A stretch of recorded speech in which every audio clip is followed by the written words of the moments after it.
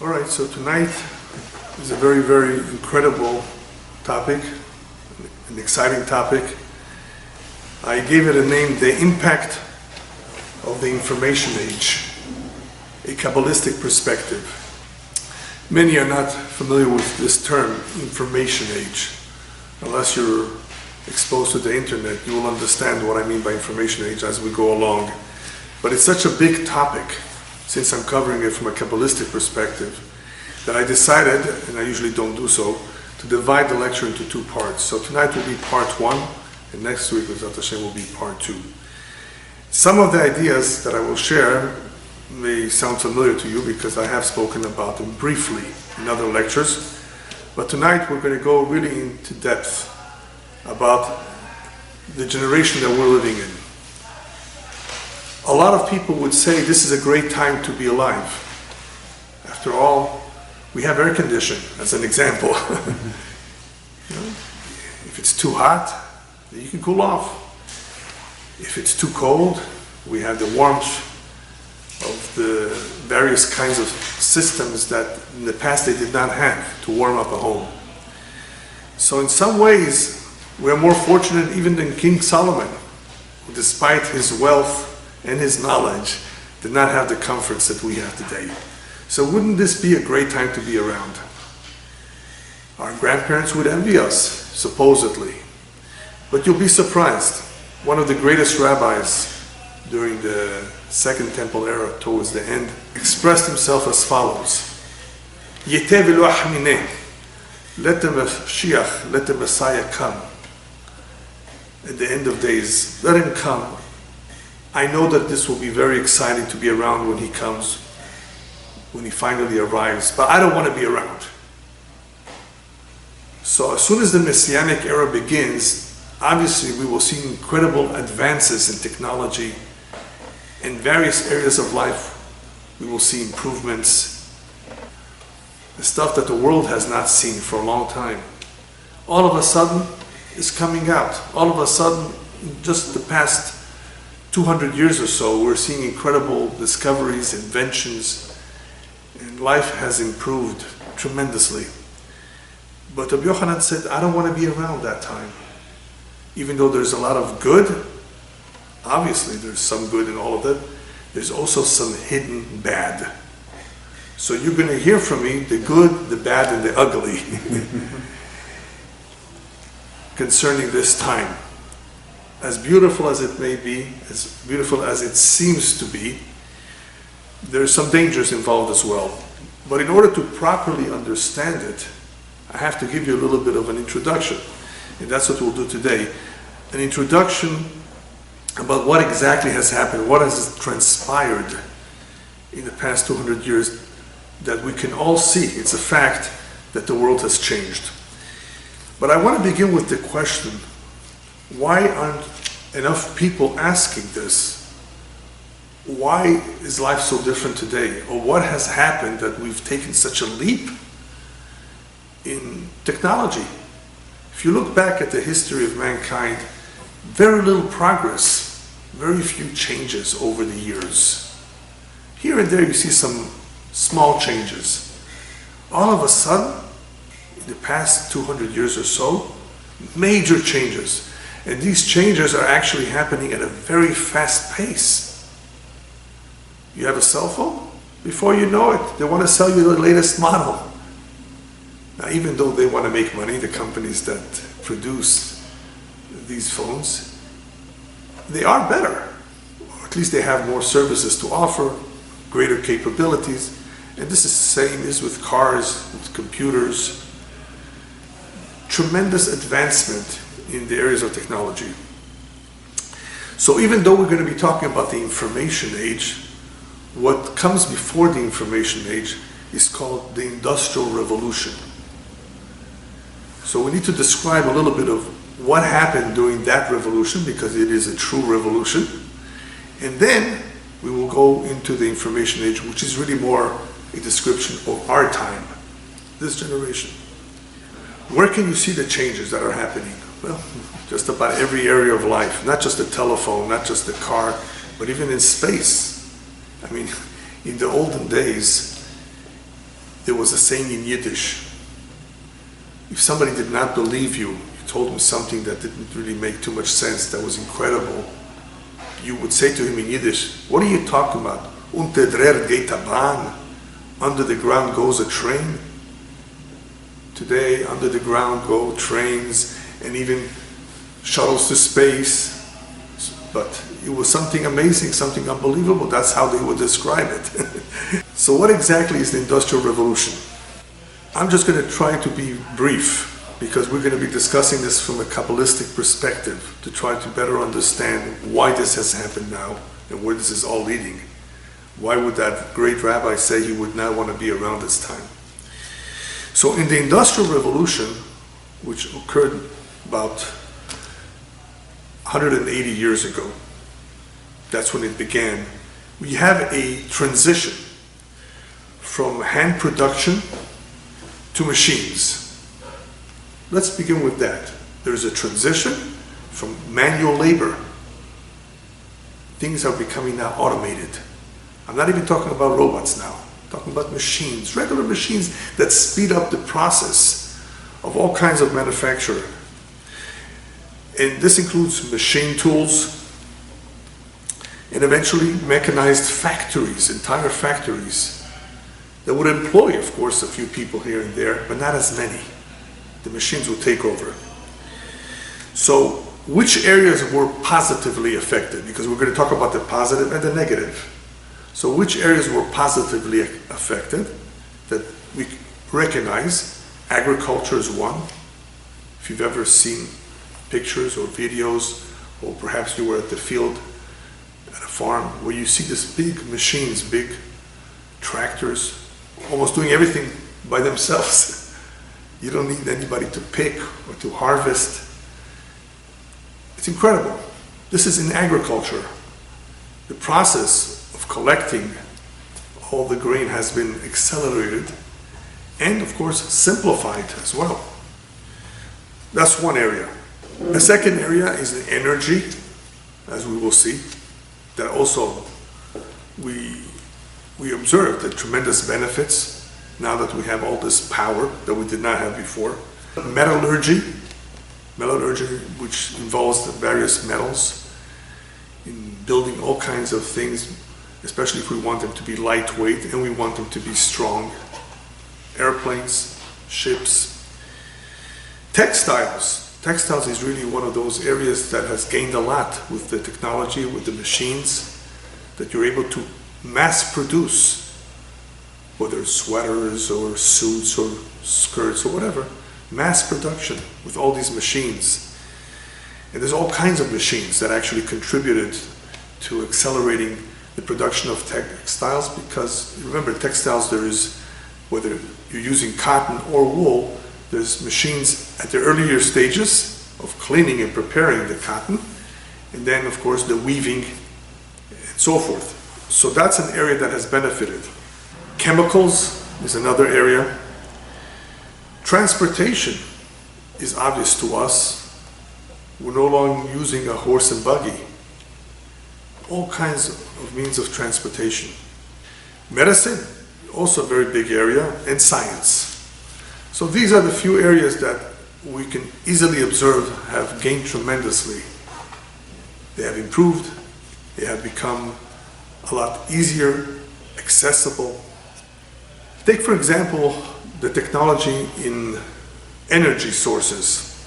It's no longer physical, being drawn by horses. You have today the various fuels, or that which is derived from coal, the steam engine. And after that we have electricity, which is a big thing. Electricity. Who knew what electricity was 200 years ago? Petroleum. And the very familiar one to us, internal combustion engine, which is how cars drive. So there have been a lot of inventions, new machines, which have increased production. One of them, as I was saying in textile, is called the power loom. But there are others as well. All of these machines have made supposedly life easier because there's less physical manual labor.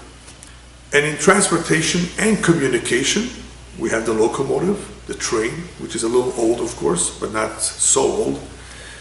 You have the car, you have the airplane.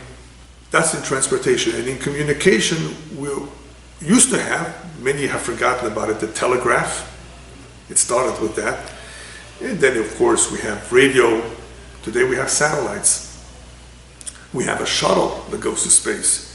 And we have computers and printers. All of this is part of communication. Whether you're communicating by vision, by seeing things, or whether you're writing, these are all improved. They all have improved over what was years ago. Also, forms of communication, but a lot slower and a lot more primitive.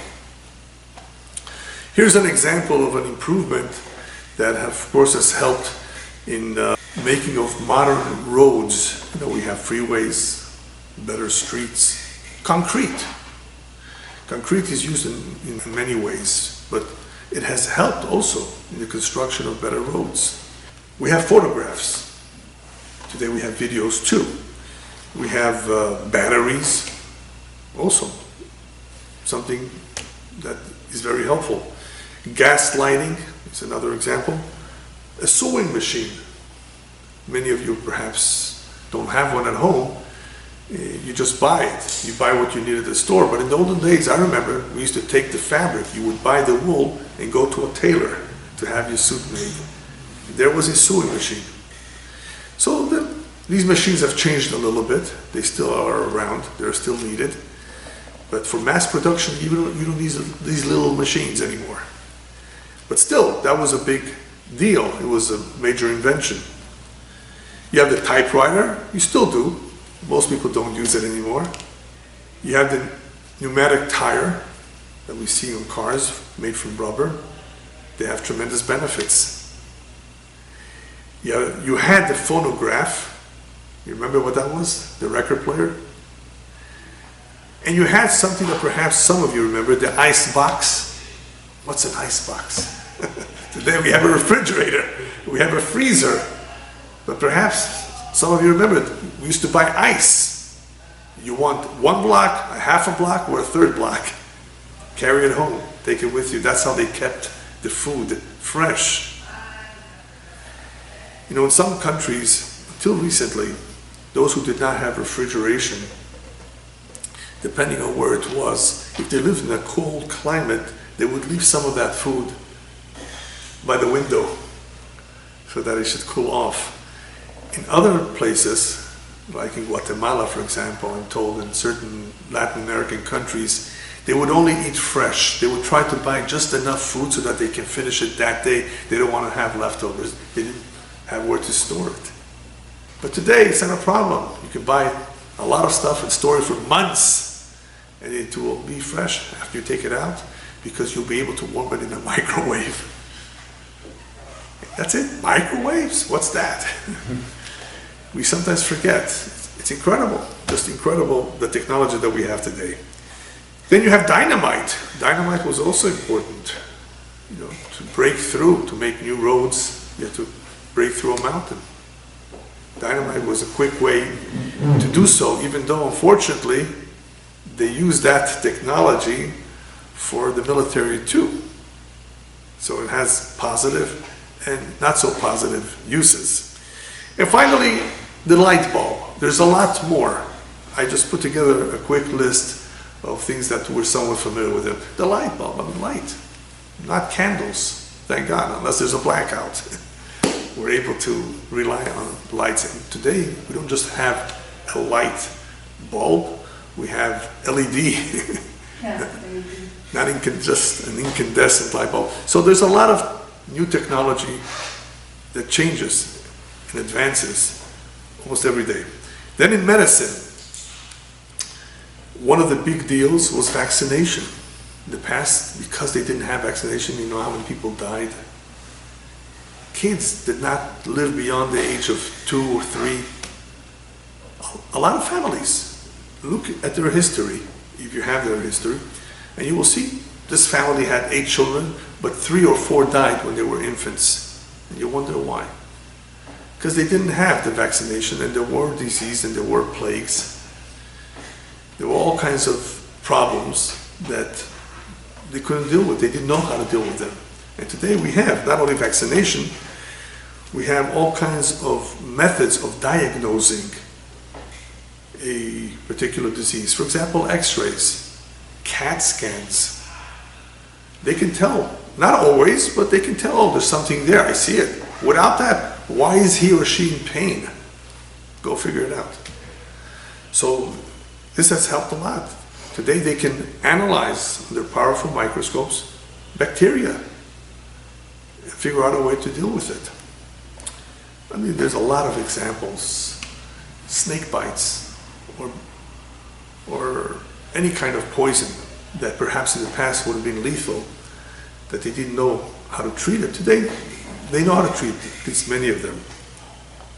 So as a result of all these discoveries, what has happened? What change? What positive change has occurred? The health has improved. Health has improved. People live longer. Years ago, depending on the country, if you were 55, 60, you were very old. Not everybody made it to that age. So life expectancy did improve. You have today control, or greater control, of cholera, typhus, typhoid, smallpox, tuberculosis, just a few examples of diseases that really took a toll. Many people died from this. So these are some of the positive benefits, positive effects on society. What are some of the negative impacts? Some of the negative impacts that I think you all will agree with me that are observable to some extent is the environment. The environment has been harmed to some extent, depending on the country, depending on the region of the world. And when we talk about the environment, it includes the oceans, tons of plastic. Most people don't know this, but there's tons of plastic in the oceans. And what does that do? You know how many fish die? Sea life, whales that get caught, that get hurt. So the oceans are contaminated in many areas. Then you have the forests too. If it's not done in a controlled way, like in the Amazon, from time to time, you have all kinds of illegal logging, chopping down so many trees without replacing them as quickly, and this is having a negative effect over the entire world. In other words, what happens in the Amazon, these are the lungs of the world because of the oxygen that it produces. So people who don't care, obviously, or not aware, don't realize the damage that they're doing. But besides the environment, what other negative effects has all these improvements had on people? At least in the early days when we moved over to this new technology, you had a lot of poor living conditions, a lot of poor working conditions. The employees took advantage. They wanted to get a lot of work done. And you even had child labor, kids that should be in school, working, trying to make more money. And as a result of all of these incentives to make money, to work, guess what happened? Cities became overcrowded. And when cities become overcrowded, you have health concerns too. And big cities, like you see today, how did they become so big? You know, it has an effect. All these new opportunities for work. But you'll be surprised. You know which one is the biggest casualty of all? A very, very bad effect that all of this has had, even though we see the good in it, stress. Mm-hmm. In the olden days, people worked harder physically. They didn't have all the stress that we have today. People sit back, laid back, relaxed. The weather is controlled in their homes. They have everything, right?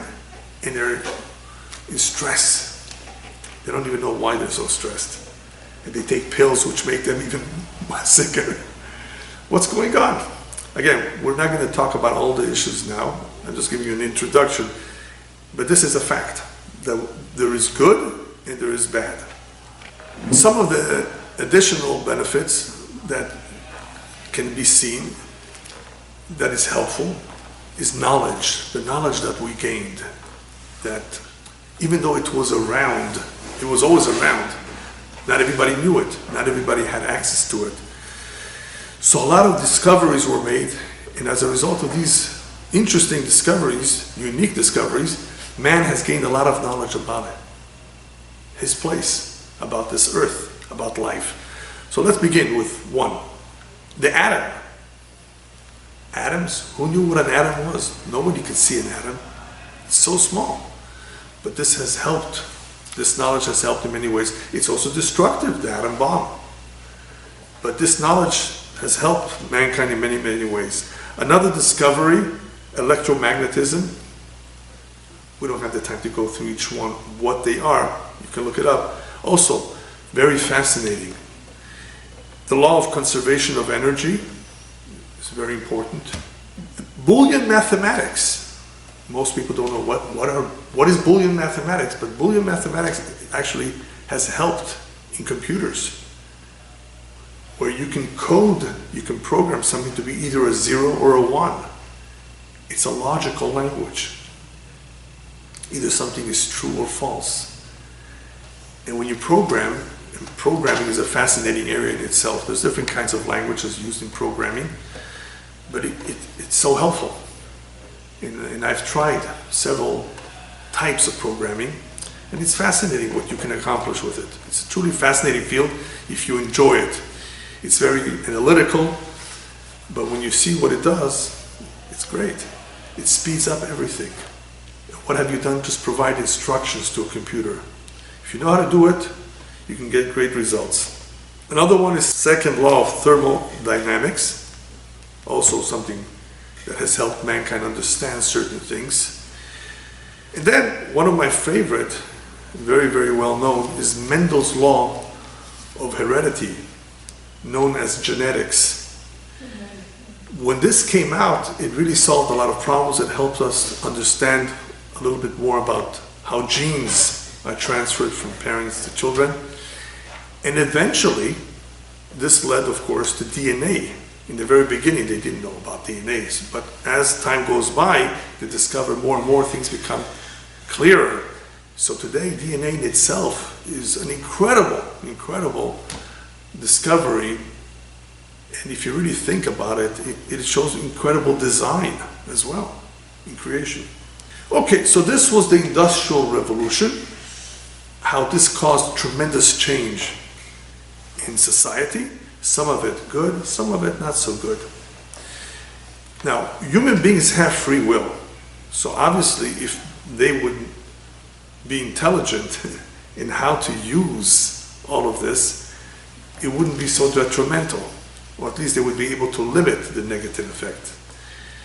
This, of course, does not always happen because man is selfish sometimes. He looks out for himself.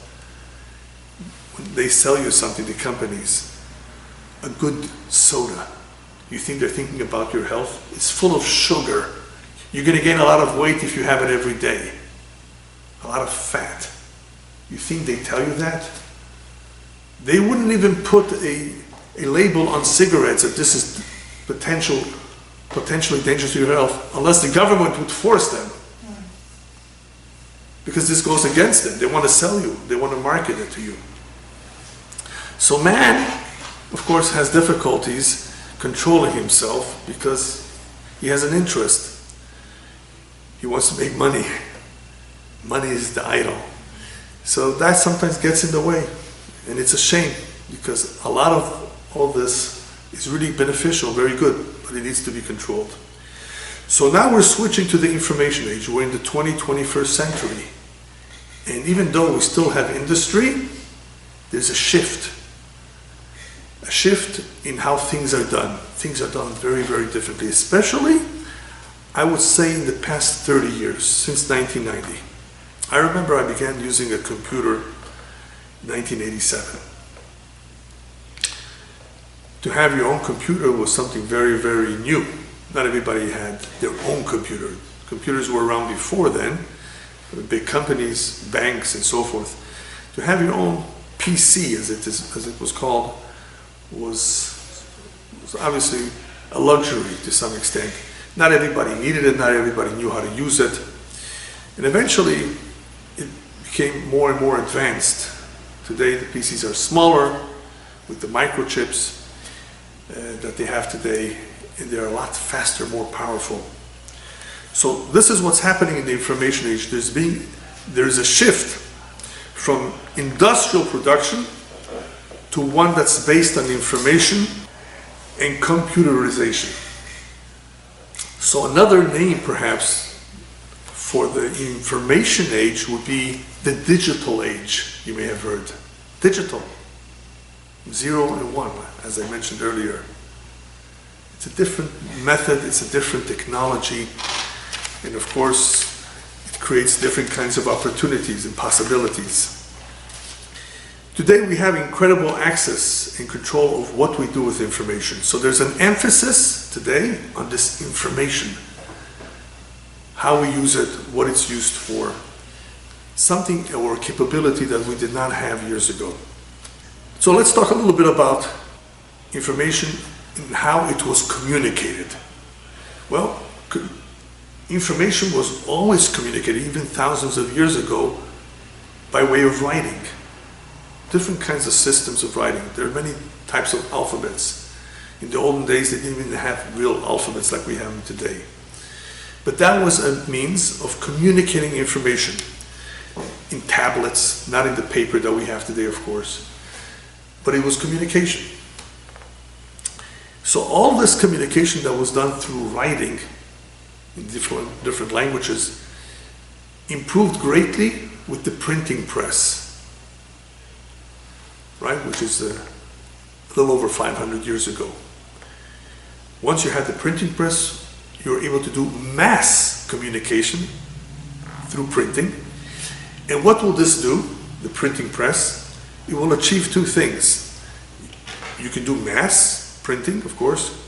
You can communicate over large areas because you can send it. You can send it to great distances. And it will last over time too. That which is printed in the form of a book with good ink will last over time. So we have old Bibles, we have old books, old information that was written a long time ago, or printed, I should say, that has lasted if it was preserved well. So the printing press, of course, did a big favor in enabling us to mass produce books and to communicate to great distances and over time. Today, we have printers, whether it's an inkjet printer or a laser printer, different kinds of printers that, like the other technology, makes things easier for us. You can go in front of a computer, you can write and delete.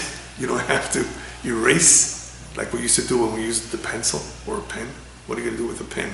Also, it was much more difficult. So it's a lot easier today to communicate because of the technology that we have. Then we have the telephone. We have the radio. All of these are forms of communication.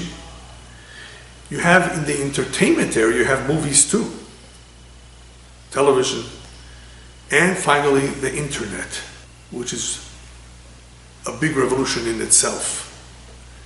Even though the technology of the internet did exist already for a while, certain companies had access to networks, but this has advanced greatly, especially in the last few years through fiber optics. Those cables have enabled people to communicate much faster and easier than it was before, even through the internet. So what you have here is information and knowledge being transformed completely in the method that it is distributed. And as a result of that, this has had an effect on society as well. And as an observer, you may not see it right away. That's what this lecture is all about, for us to get a closer look as to what has all this done and why do we have it now and not before? That, of course, we're going to answer next week. Why is this happening right now? So, as a result of microprocessors and all these technology in the computing field, information has been accelerated. The process of distributing that information has been accelerated. Another way where we can see the acceleration of this information and how it's processed is in emails. Fax, which not everybody uses these days. Who needs a fax? You can just email. And what does email and fax do? It takes that information and it communicates it just about instantly. Boom! Could you imagine telling somebody who lived 100 years ago, you know, I'm going to send you, even though you're 10,000 miles away, I'm going to send you a letter. And it's going to get to you in less than a minute.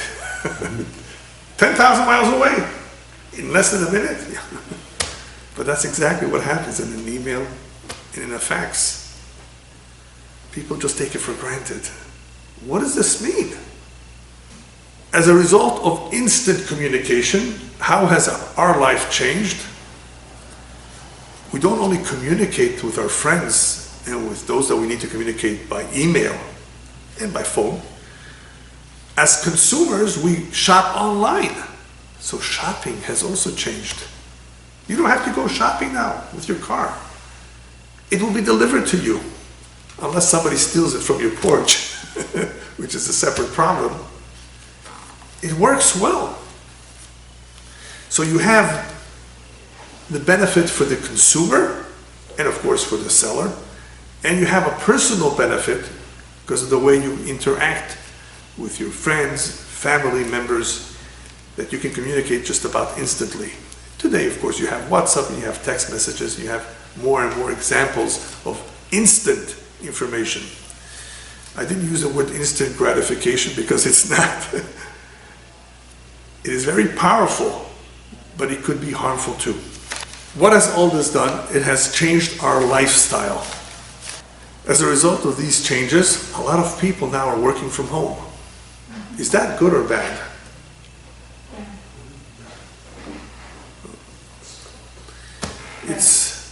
It's something that you need to think about. It all depends for whom. If you have a good marriage at home, then it's okay. But you need to get up. You need to exercise. You need to interact with people. So you need to go out in the fresh air. There's a lot of issues with working at home that perhaps are not easily perceived, not easily discernible. And it's definitely not all beneficial. Similar to homeschooling. Homeschooling may sometimes work, but it has many disadvantages where the kids do not have the friends, do not have a real teacher. The environment in the school, there's some benefits to that. But besides working from home and buying stuff online, you're able to pay your bills. And I think that is a clear advantage. Why put a stamp on the envelope and send it off?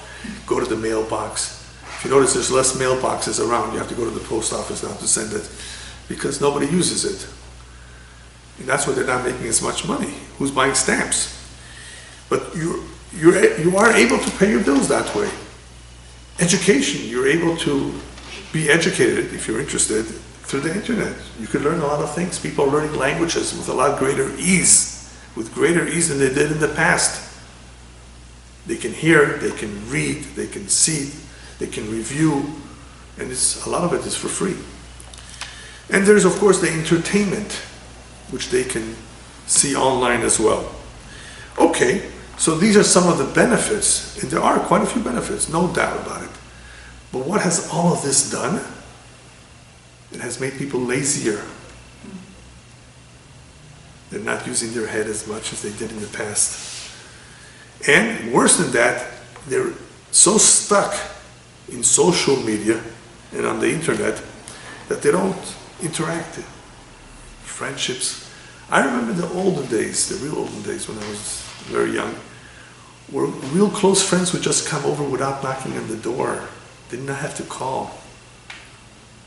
People actually, good friends got together. Who does that today? Even one's own children are not always eating dinner with the parents. And if they're eating, it's fast food.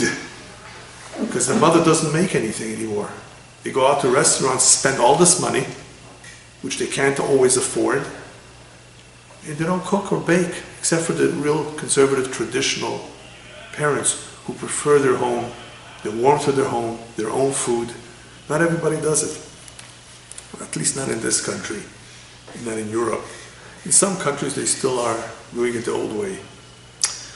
So you have all of this social media and people who are stuck and addicted to all of these type of activities that are harmful, not always beneficial, and that's having a tremendous impact on their life.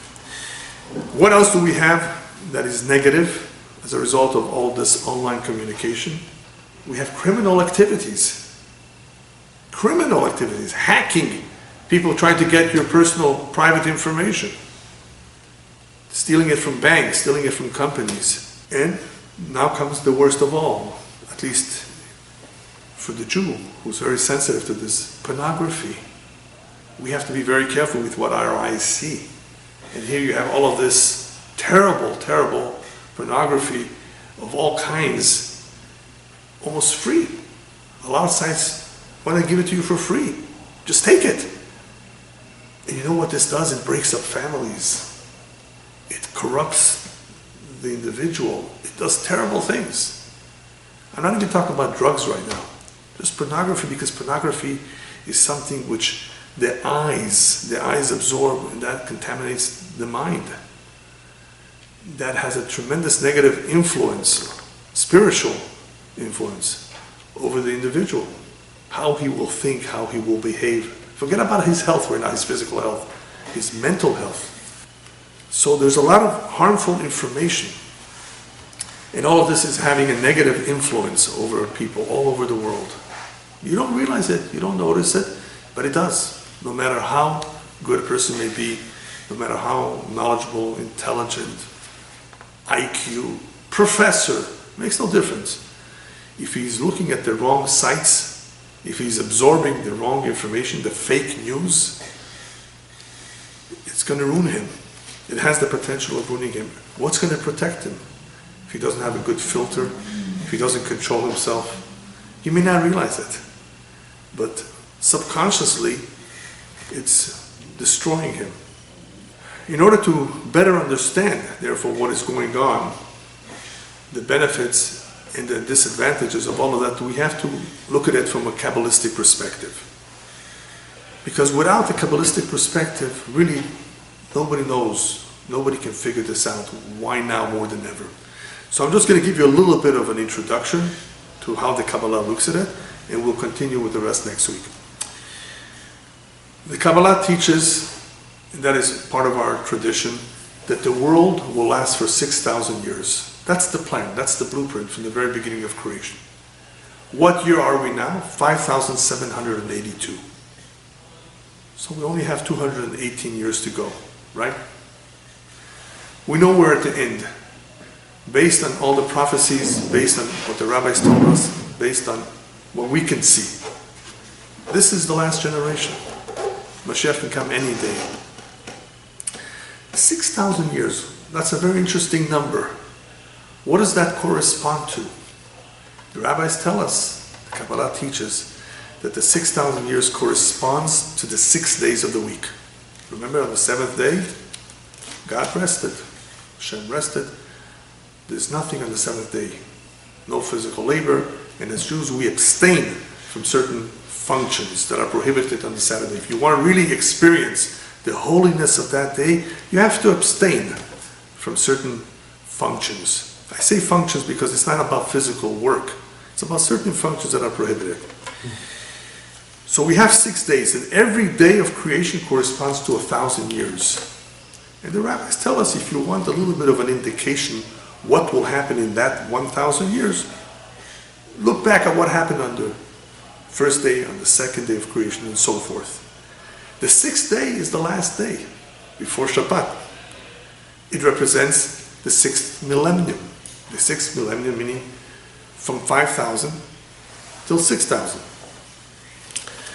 So we have 6 days. A day is comprised of a day and a night.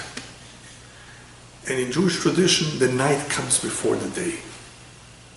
Vayerev Vayiboker, the verse says it was first night, and then it became day. The non-Jewish world, the day begins with the morning, and it finishes at night. By us, it begins with the sunset of the day before, and it continues on to the day. It's 24 hours, but the night comes before the day. What's the significance of the night coming before the day? So, briefly, the night represents the pain and the suffering, the exile, the difficulties, the challenges that mankind has. This physical world. A lot of it is darkness. Darkness is concealment. Man doesn't know what's going on. He doesn't see God, even though God is everywhere, even though God's fingerprints are everywhere. But you have to look close. It's not obvious. He didn't make it obvious because he wants man to have free will.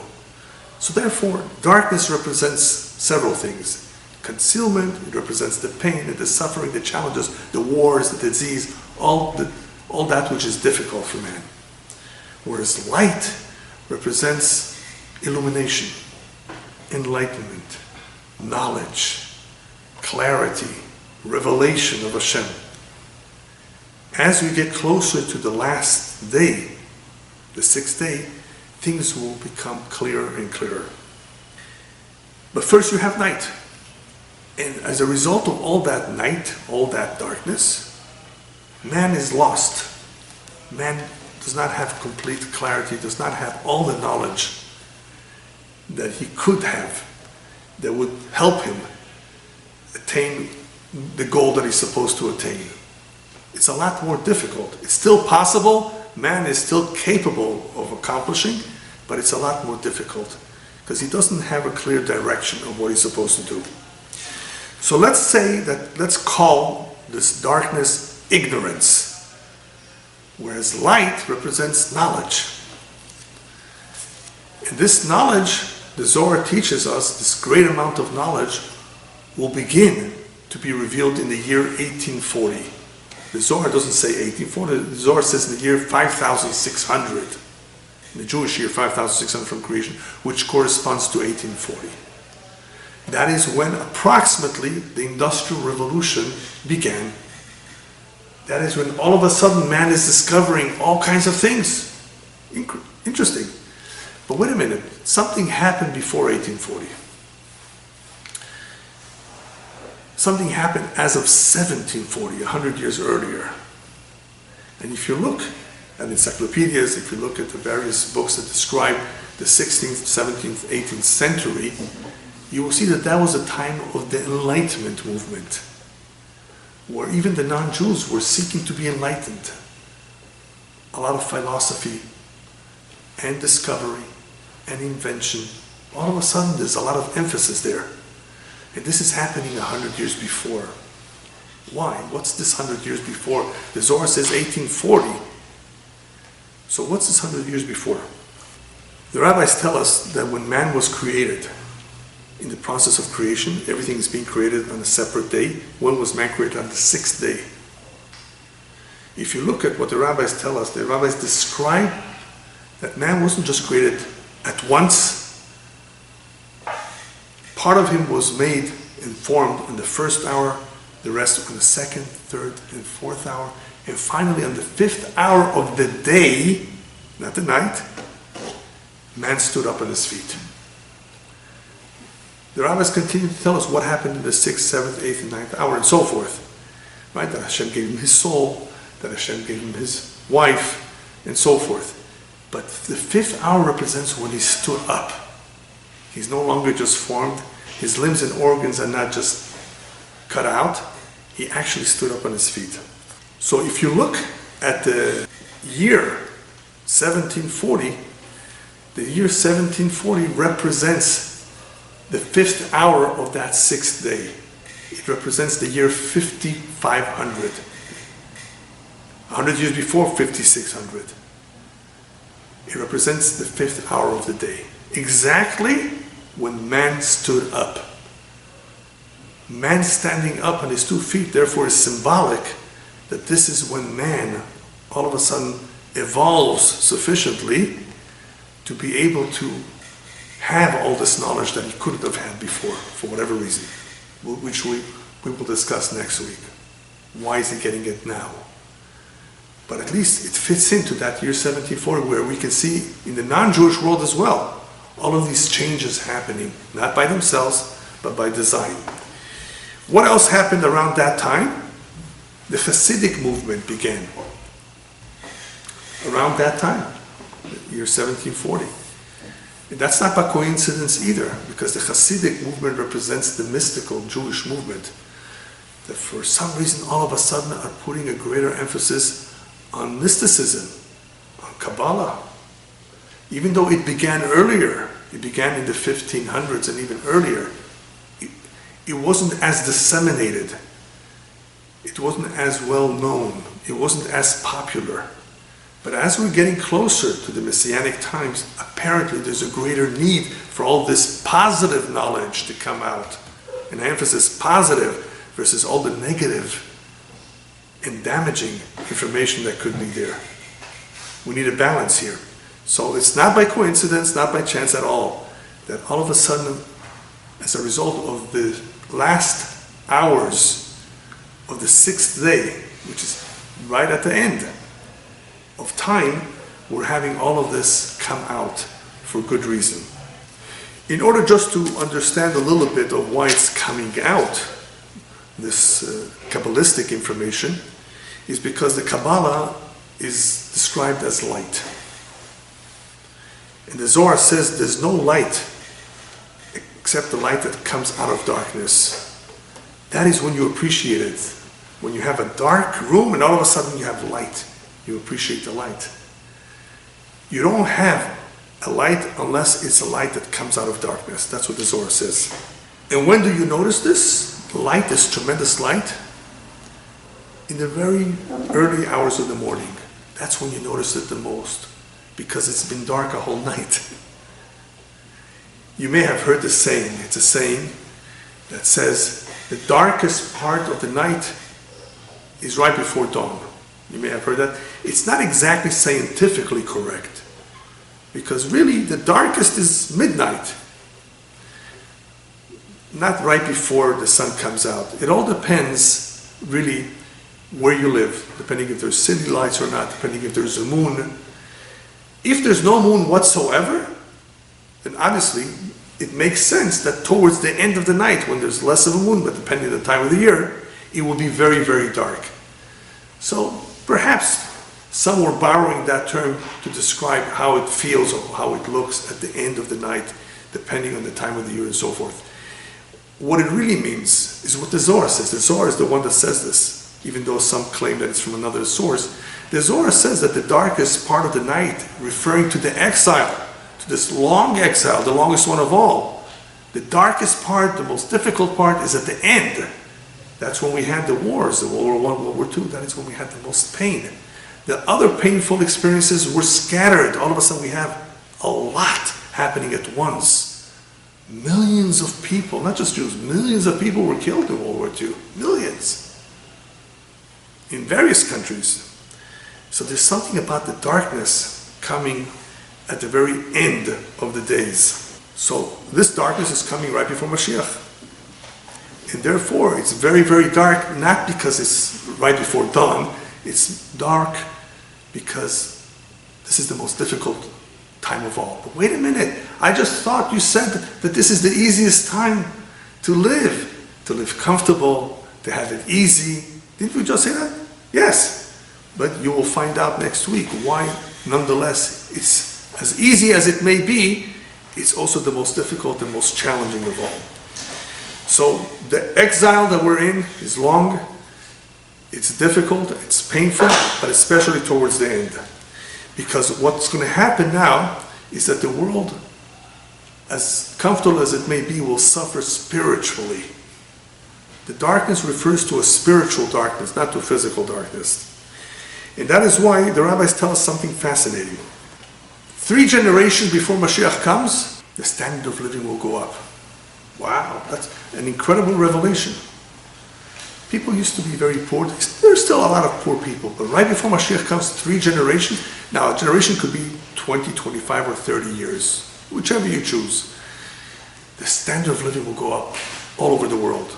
People will be more comfortable, people will have more money, people will make more money. And that is the meaning, the rabbis tell us, of the verse that says, Vayishman Yeshurun Vayiv'at. Yeshurun, the Jewish people, became fat, became comfortable, and as a result of that comfort level, they rebelled. In other words, unfortunately, all of that money and all of that comfort will be detrimental. They will rebel. They'll feel so good. They're not being persecuted. They have equal rights, right?